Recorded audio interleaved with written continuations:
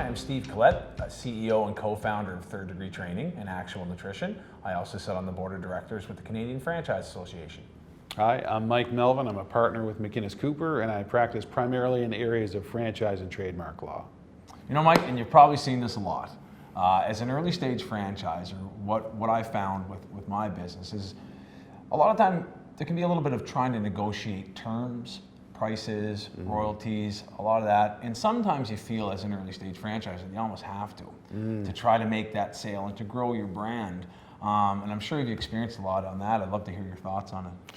Yeah, Steve, this comes up quite commonly. I mean, theoretically, and legally, the way we look at franchise agreements is that we say they are contracts of adhesion, which essentially means that they're presented on a take it or leave it basis, and the franchisee either signs or they don't.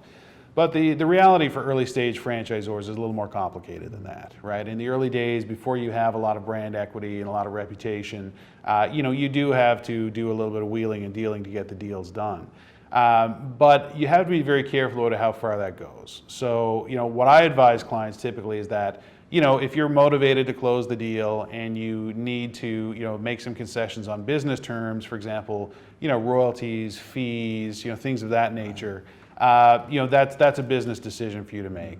But really, you should stay away from negotiating any of the standard provisions in the franchise agreement. And there's a couple of different reasons for this. I mean, first of all, the provisions that are in the standard agreement are there for your protection, and they are slanted in the franchisor's favor. But that's an important advantage and an important protection, frankly, when you get ultimately into a dispute. And if you grant enough franchises, you will get into a dispute with someone. There's no question. But even from an administrative standpoint, once you grow your system, hopefully very successfully, maybe you get up to 100, 200, 300 units, if every franchise agreement is different, it's going to be very, very difficult to administer the system, right?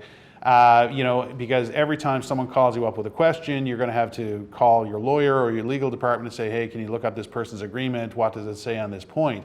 Whereas if you have everyone on the same form, you just know what the answer is, right?